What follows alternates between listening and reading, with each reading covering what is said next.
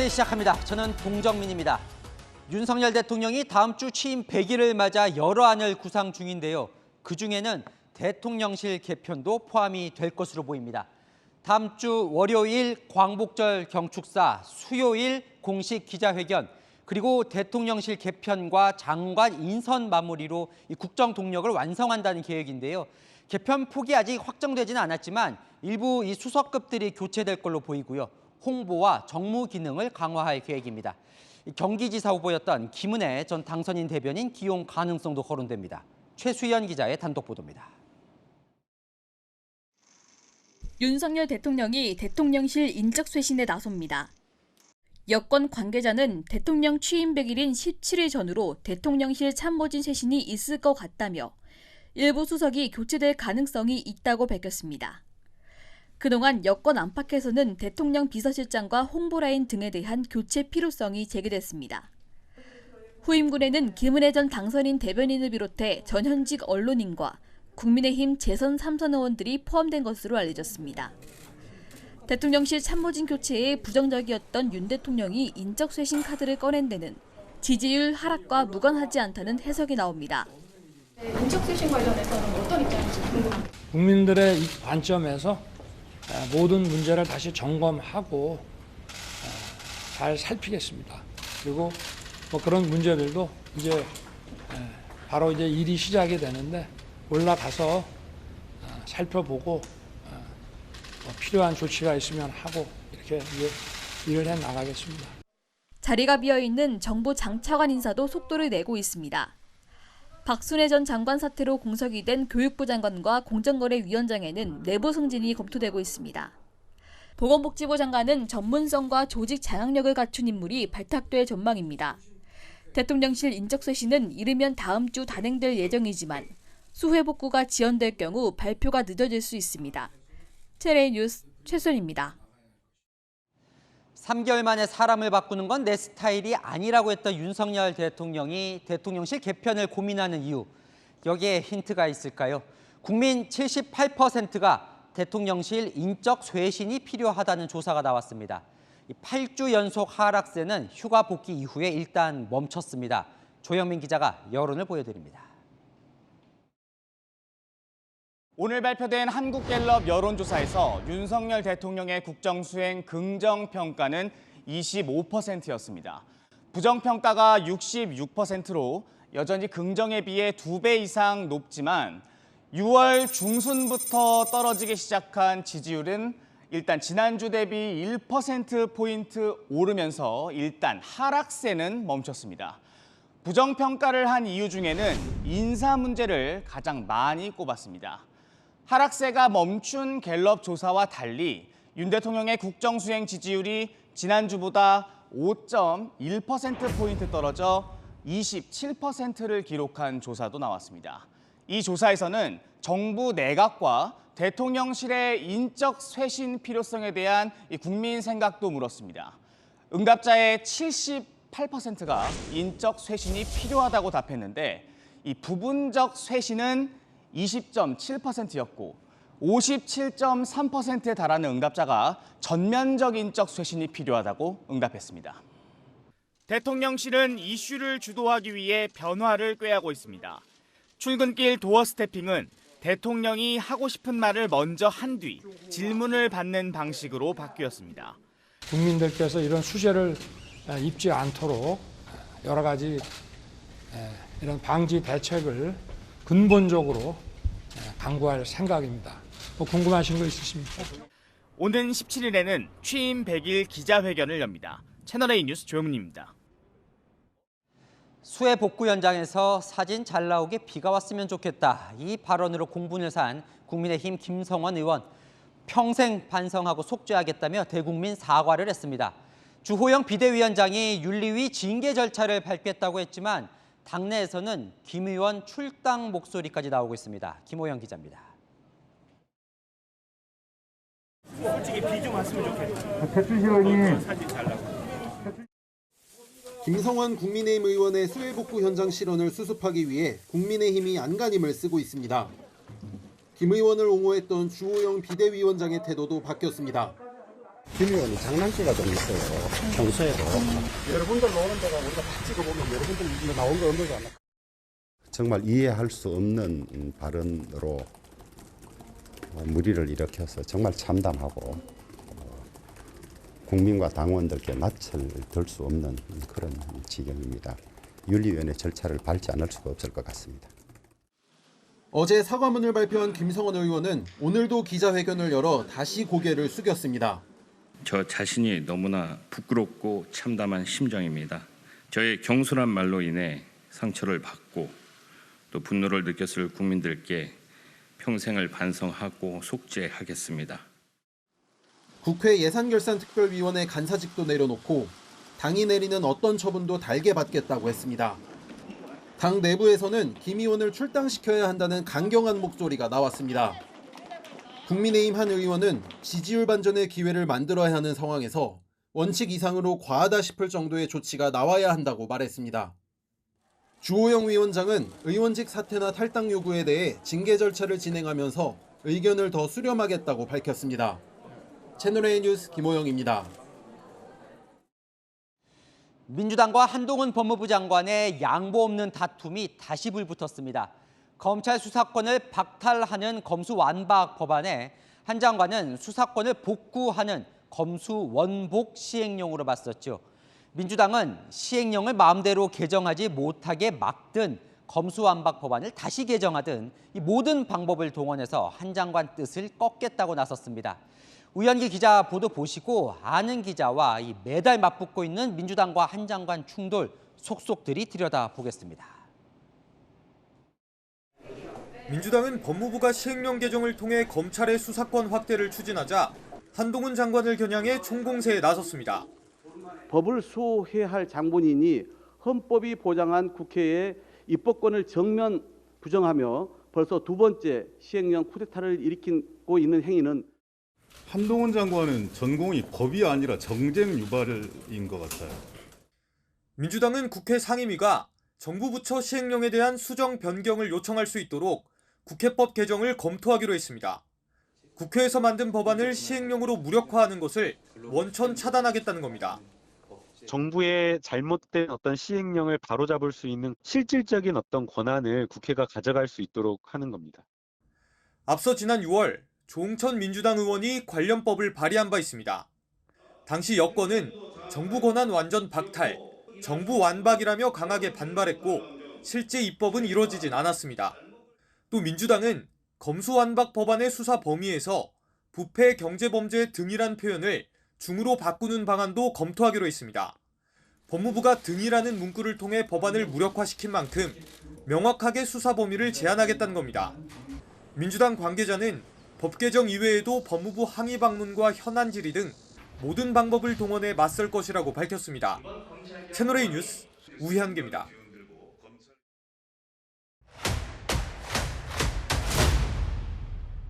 아는 기자 아자 시작합니다. 정치부 최선 기자 나와 있습니다.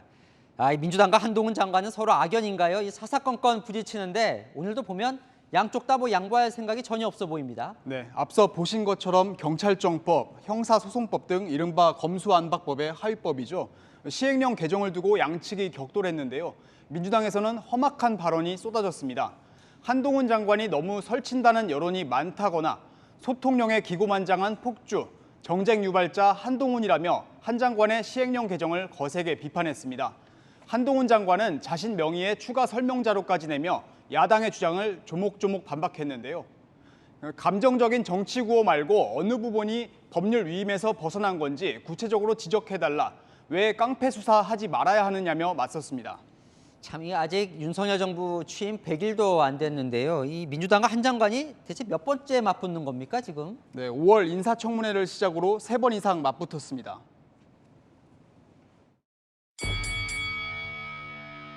기증자가 한아무개라고 나옵니다 지금. 한국 3M 같습니다. 한국 3M. 제 딸 이름이 영미법인일 수는 없죠. 대검검사급, 고검검사급, 평검사 전부 다 한동훈 장관이 다 해버렸습니다. 이런 전례가 있어요? 의원님께 장관 있을 때 검찰총장을 완전히 패싱하시고 인사를 하신 것으로 택도 없는 말 하지 마십시오. 의뢰받는 걸 한다는 게 어디 있어요? 여기가 무슨 동네 구멍가게도 아니고. 지난 그럼 5년간 구멍가게처럼 내규가- 해왔다는 말씀이신가요? 자, 이 민주당은 앞서 리포트 보면 아예 이제 그 시행령 개정도 마음대로 못하게 국회 허락을 받도록 하는 법안을 검토 중이라는데 이게 이제 얼마 전에도 검토됐던 법안인데 그때도 이 한동훈 장관 때문이었죠. 네, 지난 5월 법무부는 시행령 개정으로 공직자 인사 검증을 맡는 인사정보관리단을 설치해 민주당과 충돌했는데요. 그러자 조홍천 민주당 의원이 시행령 통제법이라 불리는 국회법 개정안을 발의했습니다. 정부가 시행령을 개정할 경우에 국회가 수정을 요구할 수 있도록 한 내용인데 당시 여권이 강하게 반발하면서 실제 입법까지 이뤄지지는 않았습니다. 네, 시청자 질문 하나만 살펴보겠습니다. 자, 민주당은 그럼 이 검수완박 법안을 이제 통과시킬 당시에 한 장관이 이 개정안으로 맞받아칠 거라는 예상을 아예 못했던 건지 이걸 물어오는데요. 전혀 예상을 못했던 건 아닙니다. 당시 일부 강성 의원들은 여야 합의 과정에서 검찰이 다룰 수 있는 범죄를 규정한 문구를 부패범죄, 경제범죄 중에서 등으로 바꾼 것에 우려를 나타내기도 했는데요. 주로 중은 한정적인 의미, 등은 확대되는 의미로 쓰이죠. 시행령을 통해 수사 범위를 확대할 수 있다는 이유였습니다. 실제 이 문구 하나를 수정하는 바람에 민주당이 한 장관에게 허를 찔렸다는 평가도 나옵니다. 한 장관은 이미 시행령 개정안을 이제 발표를 했어요. 그걸 이제 민주당은 모든 방법을 동원해서라도 막겠다고 하는데 민주당이 무슨 뾰족한 방법은 있습니까? 글쎄요, 마땅한 방법이 없어 보이기는 합니다. 내 등을 다시 중으로 바꾸려면 법사위를 넘어야 하는데요. 현재 법사위원장은 국민의힘 김도읍 의원이 맡고 있습니다. 시행령 통제를 위한 국회법 개정을 하려면 운영위원회 합의가 있어야 하는데 위원장이 권성동 국민의힘 원내대표죠. 설령 민주당이 의석수를 앞세워서 법안을 통과시키더라도 대통령이 거부권을 행사할 경우 시행되지 못합니다. 최 기자 보기에는 어때요? 민주당과 한 장관이 세게 맞붙고 있는데 누구 말이 맞는 겁니까? 누구 말이 맞다 단정하기는 어렵습니다. 시행령을 개정하는 게 법적으로 무슨 문제가 있느냐는 게 한 장관의 말인데 일리도 있고요. 우상호 비대위원장의 말처럼 법을 만들 때 약간의 유연성을 둔 것은 예상하지 못한 부작용을 막기 위한 것이지 법 취지를 완전히 무력화하라고 만든 게 아니라는 주장도 일견 타당합니다. 결국 충분한 검토 없이 정교하지 않은 법안을 처리한 것이 이번 논란의 원인으로 보입니다. 네, 잘 들었습니다. 아는 기자 최선 기자였습니다. 자, 이 새로 형성된 여야 대치 전선이 하나 더 있는데요. 바로 사드입니다. 중국은 배치돼 있는 사드 기지를 제한적으로 운영하겠다는 이 일한 약속을 지키라며 우리나라를 압박하고 있죠. 국민의힘은 이 문재인 정부가 중국에 이 일한을 약속해줬던 것 아니냐며 민주당의 진상을 밝히라고 요구했습니다. 민주당은 왜 또 벌집을 들쑤시냐며 맞섰습니다. 한수아 기자입니다. 윤석열 대통령은 사드 문제는 안보 주권 사안으로 협의의 대상이 아니라는 입장을 재차 분명히 했습니다. 우리의 그 외교 원칙과 기준은 철저하게 대한민국의 국익입니다. 어떤 나라와 마찰을 빚거나 오해를 가질 일이 없도록 늘 상호 존중과 공동의 이익을 추구해 나갈 것이고. 국민의힘은 중국의 산불 일한 주장에 대해 중국과 문재인 정부를 싸잡아 비판했습니다. 중국이 이처럼 사드 운용 제한을 거론하는 것은 엄연한 내정 간섭이자 안보 주권 침해 행위입니다. 중국의 산불 일한 요구에 응한 문재인 정부 관계자는 이에 대해 명확한 입장을 밝혀야 합니다. 권성동 국민의힘 원내대표는 문재인 전 대통령과 강경화 전 외교부 장관을 겨냥해 입장을 밝히라고 압박했습니다. 민주당은 사드 운영을 정상화하겠다는 윤석열 정부를 향해 날을 세웠습니다. 이 사안을 건드리면 또 국내 갈등이 시작되고 여러 가지 복잡할 텐데 왜 벌집을 들쑤시는지 잘 모르겠습니다. 남관표 당시 국가안보실 2차장 등 문재인 정부 관계자들은 중국의 산불 일한 주장과 관련해 별다른 입장을 밝히지 않고 있습니다. 채널A 뉴스 한수아입니다. 중국이 제대로 운영하지 말라는 이 일한, 이건 경북 성주군에 배치된 사드 기지를 말하는 건데요. 배치를 시작한 게 5년 전인데 아직도 마무리가 되질 않았습니다.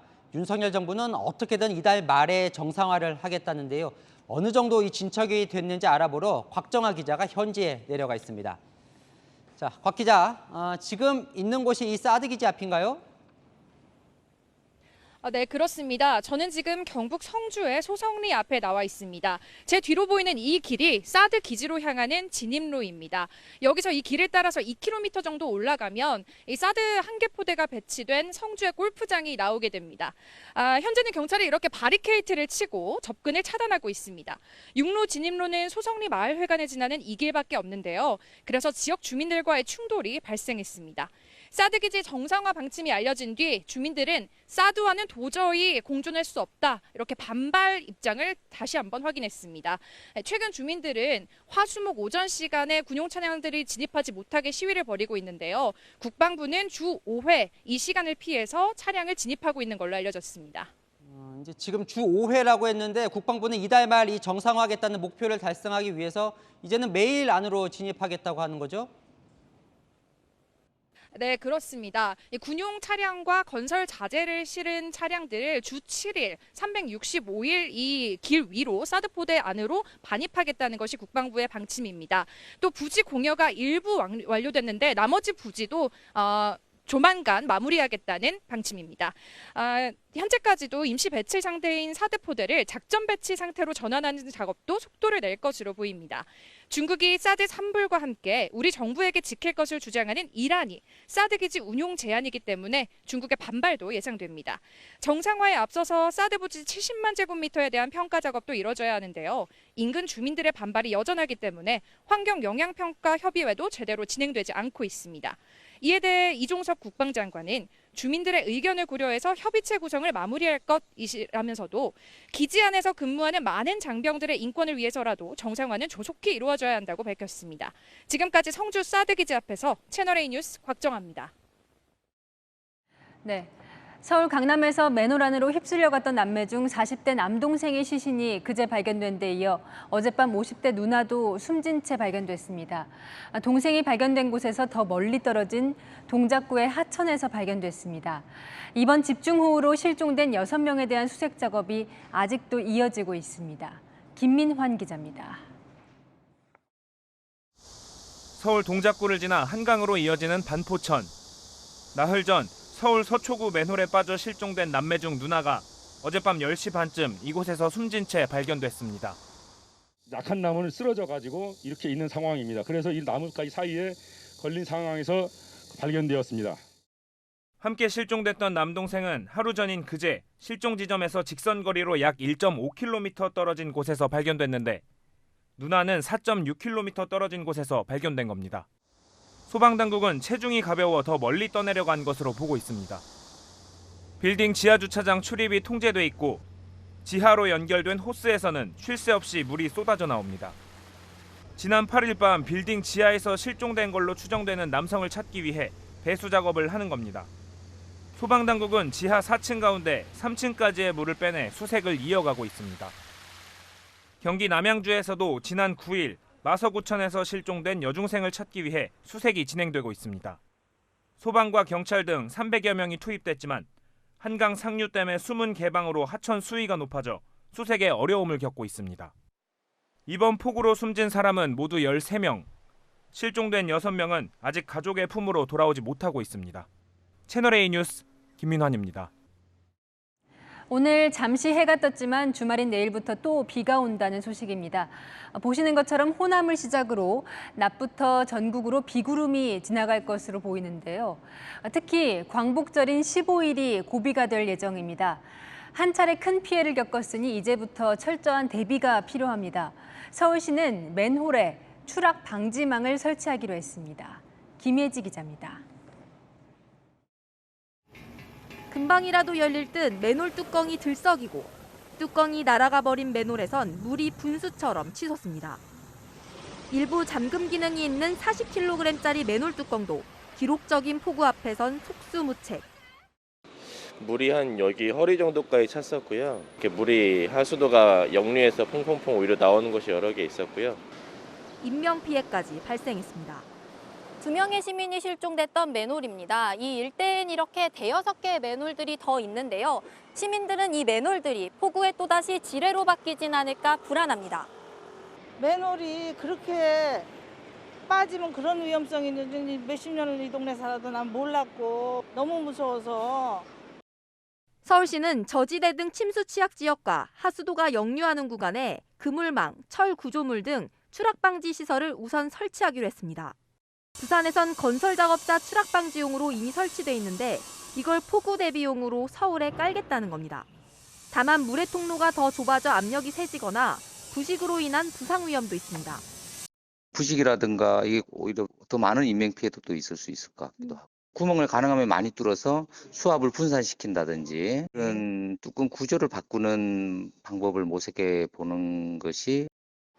당장 오는 15일 폭우가 예보돼 있어 맨홀 관리에도 철저한 대비가 필요합니다. 채널A 뉴스 김예지입니다. 당분간 운전할 때 전방주시 더 잘 하셔야겠습니다. 폭우가 지나간 도로 곳곳에 땅이 움푹 패이는 포트홀 현상이 나타나고 있습니다. 서울에만 2,000건 가까이 발생했습니다. 최승현 기자입니다. 왕복 6차선 도로를 천천히 달리는 승용차. 도로 오른쪽에 작은 구멍이 보입니다. 무사히 지나가는가 싶더니 몇 미터 못 가 이번에는 도로 왼쪽에 꽤 깊은 구멍이 나타납니다. 포트홀입니다. 차량이 크게 덜컹이고 운전자는 천천히 차를 멈춰 세웁니다. 바퀴가 빠지는 줄 알았어요. 급제동을 할 수도 없었고 차량을 세울 수도 없어가지고 정말 진짜 충격이 너무 커서 너무 놀랐습니다. 차량은 포트홀에 걸리면서 바퀴와 앞쪽 범퍼가 파손됐습니다. 포트홀은 아스팔트 아래에 있던 흙이 빗물로 유실되면서 생겨나는데 지난 8일 내린 폭우로 집안 곳곳이 약해지면서 속출하는 겁니다. 지난 9일부터 오늘까지 서울 시내에서 확인된 포트홀은 자동차 전용 도로를 포함해 1,800건이 넘습니다. 계속된 폭우로 서울 도심 도로 곳곳에 땅 꺼짐 현상이 발생했는데요. 버스가 자주 다니는 전용 차선에서도 쉽게 찾아볼 수 있습니다. 포트홀을 발견한 차량들은 갓가스로 피해가거나 속도를 줄여 겨우 지나갑니다. 지자체가 신고를 받는 대로 긴급 복구를 하고 있지만 워낙 많이 생겨 복구가 늦어지는 곳도 있습니다. 저녁에 이제 갑자기 가다가 팍 떨어져가지고 깜짝 놀라서 사고 날 뻔하고 그랬는데 보면은 이렇게 포트홀 이렇게 파여져 있는 것들인데. 아스팔트는 물과 열에 약한데 폭염에 이어 폭우까지 겹친 상황. 도로 지반이 약해질 대로 약해진 상황에서 복구된 포트홀도 다시 무너져 내릴 수 있다고 전문가들은 경고합니다. 새로운 포트홀 발생도 우려되는 만큼 운전자들의 각별한 주의가 필요해 보입니다. 채널A 뉴스 최승현입니다. 추석을 한 달도 안 남기고 물폭탄을 맞은 농민들 상심도 큽니다. 비닐하우스는 엉망이 됐고 농작물들은 썩어서 버려야 합니다. 강경모 기자가 현장 취재했습니다. 분홍빛 복숭아들이 바닥에 나뒹굽니다. 최근 이어진 폭우를 이기지 못하고 땅에 떨어진 겁니다. 과수원 전체 면적의 4분의 1이 피해를 입었습니다. 추석 대목을 앞두고 수확의 꿈에 부풀었던 농민은 할 말을 잃었습니다. 80년 만에 오는 비니까 어떻게 감당을 못 하겠습니다. 그래서 떨어진 거는 어떻게 이제 상품 가치가 없다 보니까 이제 어차피 이거는 폐기 처분이라고 봐야죠. 지난 8일부터 나흘간 여주에 내린 비는 600mm가 넘습니다. 상추를 심은 비닐하우스는 온통 물에 잠겼습니다. 어린 종묘부터 시설까지 온통 흙탕물을 뒤집어서 못 쓰게 됐습니다. 듬성듬성 꽃은 남았지만 제대로 달린 호박은 찾기 힘듭니다. 바닥엔 물이 썩어 악취를 풍깁니다. 240mm 넘는 집중호우에 속절없이 당했습니다. 애 키우는 마음으로 키우는 건데 근데 이제 망가지니까는 이제 가슴은 아프죠. 이 농사를 이제 20년째 했거든요. 제가 해가지고 이렇게 망가져 보기는 처음이에요. 한창 빨갛게 익어야 할 고추밭도 마찬가지입니다. 이 고추밭은 집중호우로 발목까지 물이 찼는데요. 수확을 앞둔 고추가 온통 누렇게 시들어 있습니다. 물이 빠진 논에선 드론을 이용한 방제가 한창입니다. 침수된 논은 도열병이나 흰잎 마른병 같은 전염병이 창궐할 수 있는 만큼 머뭇거릴 틈이 없습니다. 이 동네에서만 여의도 면적 4배가 넘는 10만 제곱미터 논밭이 피해를 입었습니다. 보기에는 멀쩡해도 저 이삭이 생기는 과정에서 이게 물이 들어왔다 나갔기 때문에 수확이 반절 이상 준다고 봐야죠. 김장철에 출하되는 고랭지 배추도 비상입니다. 폭염에 폭우까지 더해져 곳곳이 누렇게 변했습니다. 장마 또 네. 고온 그다음에 또 장마 이렇게 하면서 정상적으로 생육을 할 수 있는 그런 기상 조건이 못 돼서 작황이 상당히 안 좋고 농사는 하늘이 짓는다는 말이 있지만 올여름은 유독 농민들에게 시련의 계절이 되고 있습니다. 채널A 뉴스 강경모입니다. 절망에 빠진 분들에게 이웃의 따뜻한 손길이 그나마 큰 힘이 되어주고 있습니다. 이웃 주민들과 군인 청년들, 대학원생들까지 자기 일처럼 수해 현장에 뛰어들었습니다. 전민영 기자가 취재했습니다. 하나, 둘, 셋. 군인들이 흙탕물을 뒤집어 쓴 소파를 나릅니다. 온몸이 땀범벅이 된 채 부서진 자재들을 쉴 새 없이 옮깁니다. 정화조까지 역류하면서 악취가 진동하지만 아랑곳하지 않고 복구 작업에 전념합니다. 가게 주인은 침수의 충격에서 벗어나지 못했습니다. 이제 빚만 고스란히 남은 상태에서 완전 망한 거죠. 못 일어설 것 같아요. 트라우마라는 게 생길 것 같아요. 지하가 무서워서 사실 들어오기도 참 힘들어요. 8일 밤 성인 무릎 높이까지 물이 들어왔던 반지하 주택. 경찰관들이 물에 젖은 가구와 가전제품을 밖으로 옮깁니다. 폭염에 지친 더위를 식히려 잠시 몸에 찬물을 끼얹어 봅니다. 걸레로 뭐 다 닦아드리기도 하고 무거운 가전제품들을 저희가 들어드리는 작업을 했습니다. 경찰로서 피해 받으신 분들을 도와드릴 수 있다는 게 그래도 좀 뿌듯함을 느꼈고 며칠째 계속되는 복구 작업에 몸과 마음이 지쳐가지만 군과 경찰의 도움은 큰 위로가 되고 있습니다. 바가지로 떠내야 되는 거예요. 해도 줄지가 않는 거야. 진짜 눈물 나려고 그래. 너무너무 고마워서. 자원봉사자 모집 공고를 보고 대학원생도 발벗고 나섰습니다.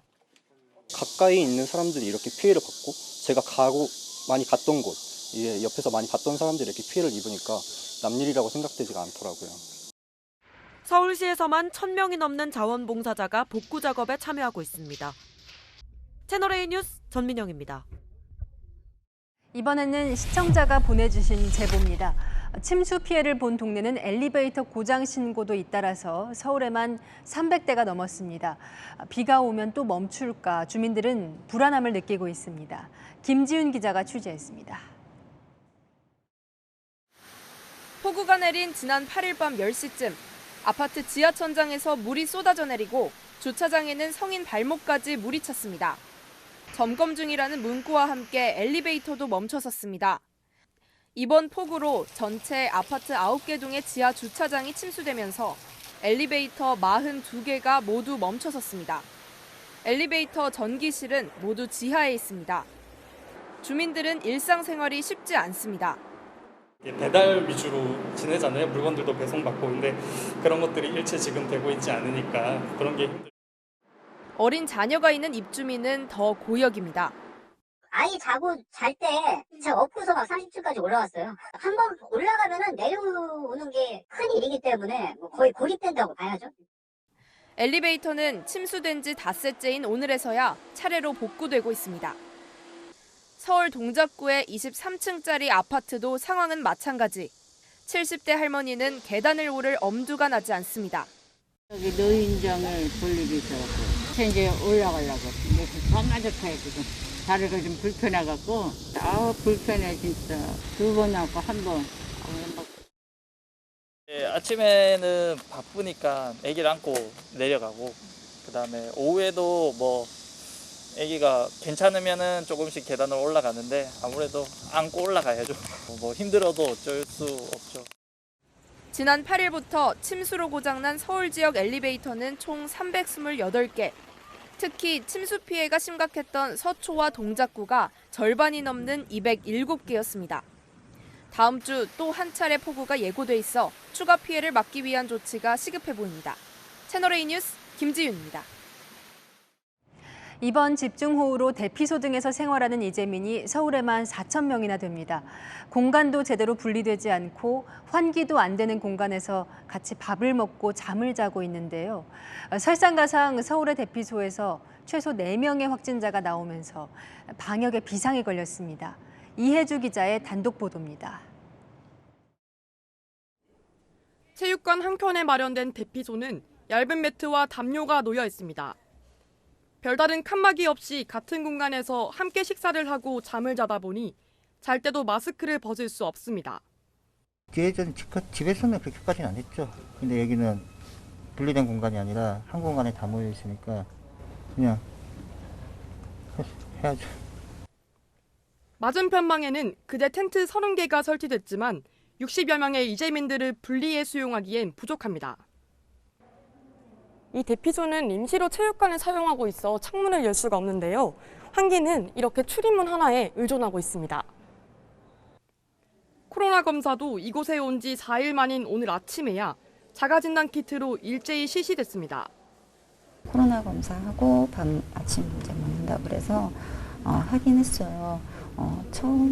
처음에는 그렇게 안 하시더니 이제 또 오늘 다행히 코로나는 안 걸렸는데 앞으로 이렇게 계속 있다 보면 좀 걱정도 되죠. 확진자는 임시 숙소로 거처를 옮겨 격리 중입니다. 동작구의 또 다른 대피소는 어제 코로나 확진자가 발생하면서 폐쇄됐고 이재민들은 인근 경로당으로 이동했습니다. 강남구 대피소에서도 확진자가 나왔습니다. 소독을요 1분만 하더라고. 밖에는 이성이 되고 난 다음에 전체를 내가 이렇게 하기다가 집안을 방 하나하나씩 다 소독을 해라. 그렇게 막 했어요. 행정안전부는 이재민 대피소에 환기를 자주 하고 의심 증상자를 위한 별도 공간을 마련하라는 지침을 마련했지만 현장에서는 제대로 지켜지지 않고 있습니다. 채널A 뉴스 이혜주입니다. 윤석열 대통령이 8.15 광복절을 맞아서 오늘 첫 특별 사면을 단행했습니다. 이재용 삼성전자 부회장은 복권돼 경영 족쇄가 풀렸고 신동빈 롯데그룹 회장도 사면 명단에 포함이 됐는데요. 정치인은 없었습니다. 박건영 기자입니다. 윤석열 대통령은 첫 특별 사면의 키워드로 민생과 경제를 꼽았습니다. 이번 사면은 무엇보다 민생과 경제 회복에 중점을 뒀다는 점 말씀드리고 특별 사면 명단에는 기업 총수들이 포함됐습니다. 우선 이재용 삼성전자 부회장이 복권됐습니다. 이 부회장은 국정농단 사건으로 징역 2년 6개월을 선고받고 수감 생활을 하던 중 지난해 광복절 때 가석방됐습니다. 형기가 지난달 29일 만료됐지만 경영활동에 제약을 받아왔습니다. 특정경제범죄 가중처벌법에 따라 5년 동안 범죄 행위와 관련된 기업에 취업할 수 없었기 때문입니다. 이 부회장은 현재 무보수 미등기 임원 신분이지만 이번 복권으로 등기 임원이 될 길이 열렸습니다. 국가 경제를 위해서 열심히 뛰겠습니다. 감사드립니다. 국정농단 사건 등으로 지난 2019년부터 집행유예 기간이었던 신동빈 롯데그룹 회장도 사면됐습니다. 이 밖에 장세주 동국제강 회장과 강덕수 전 STX그룹 회장이 사면 명단에 포함됐습니다. 중소기업인과 소상공인, 서민 생계형 사범들도 대거 사면되거나 감형됐습니다. 다만 이명박 전 대통령과 김경수 전 경남지사 등 정치인은 제외됐습니다. 이번 광복절 특별 사면은 정치인과 공직자들은 사면 대상에 포함하지 않았습니다. 전체 사면 대상자는 1,693명, 운전면허 벌점 보유자 등 행정제재 대상자 59만여 명에 대해선 특별 감면 조치가 이뤄졌습니다.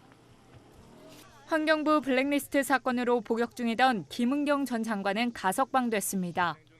채널A 뉴스 박건영입니다.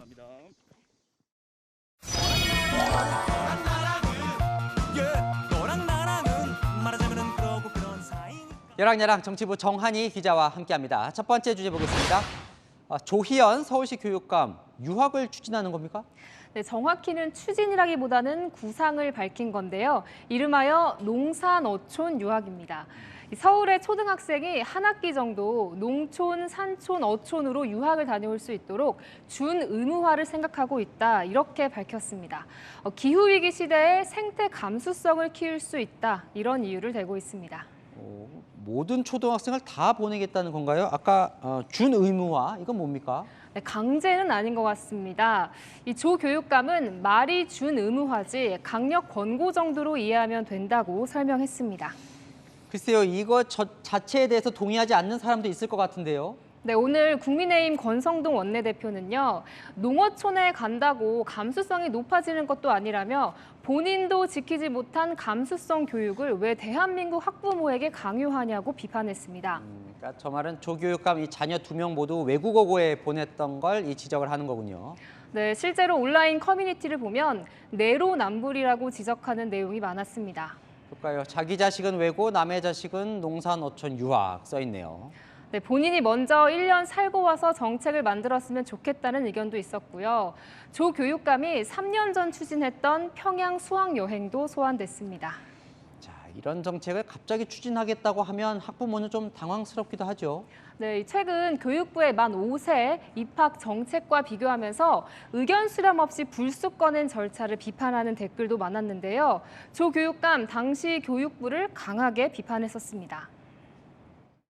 최소한의 절차적 정당성조차 지켜지지 않은 개편안이었다고 생각합니다. 지금이라도 교육부가 더 다양한 목소리를 듣고 조 교육감도 더 다양한 목소리를 들을 필요가 있어 보입니다. 네, 다음 주제 보겠습니다. 짝짓기, 민주당 이야기인가 보군요. 네, 민주당 전당대회에서 이재명 의원을 지지하는 당원들이 전략적 짝짓기 투표를 독려하고 나섰습니다. 이번 주말 부울경, 충청권 순회 경선을 앞두고 온라인상에서 공유되고 있는 게시물들인데요. 그러니까 당대표의 이재명 의원 사진이 있고요. 자, 최고위원은 친명 1조, 친명 2조. 이건 뭡니까? 네, 최고위원 선거는 1인 2표제입니다. 한 사람이 2명을 고를 수 있는데 이를 이용해 전략을 짠 겁니다. 현재 5위권 안에 4명의 친명 후보가 있는데 이들을 모두 당선시키기 위해서 친명 후보 2명씩 짝을 지어 4명의 후보 모두에게 표를 고루 주자는 겁니다. 현재까지 누적 스코어를 보면 2위 고민정 의원을 제외하고 모두 친 이재명계입니다. 그런데 5위 서영교 의원과 6위 친문 윤영찬 의원 득표율 차이가 1%포인트밖에 나지 않다 보니 서 의원이 당선되도록 표를 나눠주자는 거죠. 이런 전략을 공공연하게 밝힌 의원도 있다면서요. 네, 강성 의원 모임 철험의 소속이죠. 김용민 의원은 친명 후보 4명과 찍은 사진을 올렸고요. 또 민주당 개혁을 위해 확실히 1등을 만들고 다른 후보에게 표를 고루 분산시켜야 한다고 당부하기도 했습니다.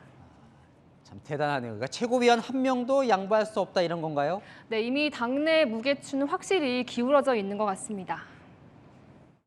현장에서 제가 보면은 거대명이에요. 거의 대부분은 이재명이에요. 현장 분위기는 더 쏠림 현상이 있어요. 참, 이 친문들이 전혀 힘을 못 쓰네요. 자, 당선과 낙선 경계선에 서 있는 윤영찬 의원은 그럼 위기겠군요. 네, 윤 의원은요. 본인을 떨어뜨리려는 전략적 짝짓기 투표 부끄럽지 않냐며 이재명계를 강하게 비판했고요. 패거리 정치라고도 했습니다. 이번 전당대회 당대표 경선보다 최고위원, 그중에서도 5위 경쟁이 어째 더 치열해 보입니다. 현역 의원 대다수가 친문이었는데 또 이렇게 바뀌는군요. 여랑야랑이었습니다. 다음 소식입니다. 자, 휘발유 가격 1,293원. 경유 1,399원. 이 과거 사진이나 합성 사진이 아닙니다. 경북 구미의 주유소 실제 사진인데요. 어떻게 이렇게 파격적인 가격이 나올 수 있었는지 배유미 기자가 취재했습니다. 도로에 차들이 길게 줄을 섰습니다. 모두 한 주유소로 들어가려는 차량입니다. 주유소가 내건 가격은 휘발유 1,293원과 경유 1,399원. 8월 초 전국 평균 판매 가격보다 600원 가까이 쌉니다. 폭탄 세일에 입소문이 퍼지면서 운전자들이 대거 몰렸습니다.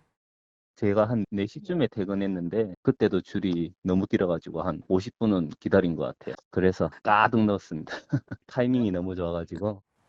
입이 떡 벌어지는 가격은 건너편 주유소도 마찬가지. 이곳 역시 1,300원대 휘발유를 팔았습니다. 어떻게 이런 일이 가능했을까? 같은 도로를 마주보고 있는 두 주유소 간의 경쟁이 치열해지면서 어제 오전부터 가격 인하에 나섰기 때문입니다. 한쪽이 가격을 내리면 이에 질세라 상대방이 따라가다 보니 경쟁은 더 치열해졌습니다. 양보 없는 경쟁은 반나절 만에 끝났고 이들 주유소들은 적잖은 손해를 입은 걸로 알려졌습니다. 그냥 대충 잡아도 1리터에 한 300원 정도는 마이너스가 났어요. 돈 1,000만 원, 1,500만 원 무섭게 그냥 까먹는다는 걸 알기 때문에 다른 주유소들이 그냥 보고는 있었죠. 현재 이들 주유소 휘발유 값은 1,600원대로 올라갔지만 여전히 지역에서 가장 저렴한 수준입니다. 온라인상에는 이들 주유소에서 기름을 넣었다는 인증샷부터 기름값이 이렇게 내려갈 수 있는 게 궁금하다는 의견들이 오가고 있습니다. 채널A 뉴스 배유미입니다. 코로나 사태 초기 신천지 교인들의 집단 감염 사태로 전국이 발칵 뒤집혔었죠. 당시 신천지 이만희 총회장은 방역을 방해한 혐의로 재판에 넘겨졌었는데요. 대법원이 방역을 방해한 혐의는 무죄를, 교회 자금을 횡령한 혐의에 대해서는 유죄를 확정했습니다. 손인혜 기자가 보도합니다. 코로나19 1차 대유행이 번진 2020년 2월. 신천지 대구교회 신도들의 집단 감염을 시작으로 예배에 참석한 신도들의 감염이 이어졌습니다. 신천지는 확산의 진원지로 지목되며 거센 비판에 휩싸였습니다. 여러분들에게 엎드려 사죄를 구하겠습니다. 정부에게도 이 사람 용서를 구합니다. 역학조사에 나선 방역당국이 교인 명단 확보를 시도했지만 신천지 측은 상당수 교인을 누락한 명단을 제출했습니다. 검찰은 명단 누락을 지시한 사람으로 이만희 총회장을 지목했고 정부의 역학조사를 방해해 감염병 예방법을 위반했다며 재판에 넘겼습니다. 하지만 법원은 제대로 된 교인 명단을 제출하지 않은 게 감염병 예방법이 금지한 역학조사 방해가 아니라고 판단했습니다. 역학조사는 감염원을 추적하기 위해 환자의 인적 사항과 발병일 등을 파악하는 일로 교인 명단은 여기에 포함되지 않는다는 겁니다. 정보 제공 요청에 불응한 사람을 처벌하는 규정은 이번 사건 이후인 2020년 9월에야 신설됐기 때문에 이 총회장에게는 소급 적용할 수 없었습니다. 대법원은 오늘 원심 판단 그대로 방역 방해 혐의를 무죄로 확정했습니다. 반면 신천지 자금 57억여 원을 횡령한 또 다른 혐의는 징역 3년에 집행유예 5년, 유죄가 확정됐습니다. 채널A 뉴스 손인혜입니다. 우리나라는 115년 만에 수도권 물폭탄으로 많은 인명피해가 난 반면 지구 반대편 유럽은 극심한 폭염으로 몸살을 앓고 있는데요. 프랑스에는 대규모 산불이 며칠째 이어지고 있습니다. 김윤수 기자입니다. 화마가 덮친 산에 보이는 건 시뻘건 화염과 시커먼 잿더미뿐입니다. 소방대원들이 연신 물을 뿌려보지만 엄청난 속도로 번지는 불길을 잡기엔 역부족입니다. 프랑스 남서부 지롱드주에서 발생한 산불이 사흘째 꺼지지 않고 있습니다. 여의도의 25배에 달하는 면적이 불에 탔고 주민 10,000명 이상이 대피했습니다. On va essayer à l'arrêter là, on ne veut pas qu'il passe la route en fait. Donc on le laisse progresser vers nous. Si le vent est favorable et si le vent est défavorable, il y a une équipe de l'autre côté pour l'éteindre. 지난달 프랑스는 낮 기온이 40도에 육박할 정도로 무더웠습니다. 여기에 61년 만에 가장 건조한 날씨를 기록하면서 소방당국은 산불이 괴물처럼 번지고 있다는 표현까지 썼습니다. 화재는 지롱드를 포함해 8개 주에서 동시다발적으로 일어나고 있습니다. 엎친 데 덮친 격으로 가뭄도 극심해 프랑스 일부 마을에서는 송수관이 말라 트럭으로 물을 실어 나르는 등 화재 진압에 어려움을 겪고 있습니다. Voilà, donc là on l'a vu, il y a pas mal de poissons qui sont morts, d'autres qui sont en souffrance encore. Donc là voilà, c'est pour d'eau en voie d'assèchement quasiment total. 전례 없는 폭염을 겪는 영국에서도 46년 만에 가장 건조한 날씨가 이어지면서 화재 위험이 최고 단계인 5단계까지 올라갔습니다. 현지에선 조만간 가뭄이 공식 선언될 것이란 관측도 나옵니다. Well, this year's been particularly bad where we've had absolutely no water. We haven't been able to get anything out of our taps at all. 독일의 젖줄로 불리는 라인강도 심각한 가뭄으로 강의 수위가 50cm 이하로 낮아져 선박 수송조차 어려운 상황입니다. 채널A 뉴스 김윤수입니다. 지난달 윈블던 주니어 무대를 제패하면서 괴물 유망주로 떠오른 14살 조세혁 선수. 벌써 서브 속도가 시속 190km를 넘습니다. 김태욱 기자입니다. 강력한 서브에 이어진 날카로운 스트로크. 코트 구석구석을 찌르며 상대를 몰아붙입니다. 테니스 유망주 조세혁이 영국 윈블던에 이어 프랑스, 독일 무대까지 접수하고 돌아왔습니다. 처음에 초청받았을 때 뛸 수 있는 게 영광이었는데 우승까지 하니까 너무 기분이 좋은 것 같아요. 조세혁의 서브는 최고 시속 193km를 기록했습니다. 14살인데도 키는 180cm를 넘습니다. 여기서 나오는 강력한 서브는 또래들 중 으뜸입니다. 보통 18세가 돼야지 그 정도 속도가 나오거든요. 그거는 부모님이 두 번 다 운동을 했기 때문에 그건 좀 유전적인 게 있는 것 같아요. 6살부터 아버지를 따라다니며 테니스를 배웠습니다. 저희가 운동을 했기 때문에 애들한테 해줄 수 있는 게 운동적으로 더 서포트가 잘 될 거라고 생각을 해서 반대는 하지는 않았어요. 어린 나이지만 흔들림 없는 정신력은 최대 강점입니다. 멘탈은 좀 타고난 것 같아요. 조세혁은 지난 6월 학업까지 그만두고 테니스에 모든 걸 걸었습니다. 17살 때 주니어 글램비슬램 뛰어가지고 우승 다시 한번 해보고 싶어요. 채널A 뉴스 김태욱입니다. 큰 피해를 불러온 비구름이 거치니 반가우셨을 것 같습니다. 하지만 이번 주말에 다시 비가 내리겠고요. 무덥겠습니다. 오늘 폭염이 찾아와 하루 동안 절반 이상의 폭염특보가 발표됐는데요. 내일도 비슷하겠습니다. 서울이 29도, 대구 34도까지 오를 전망입니다. 내일 오전 충청과 호남에서 비가 시작돼 오후면 그 밖에 내륙에도 내리겠고요. 모레까지 남부에 최대 30mm, 중부엔 최대 120mm가량 오겠습니다.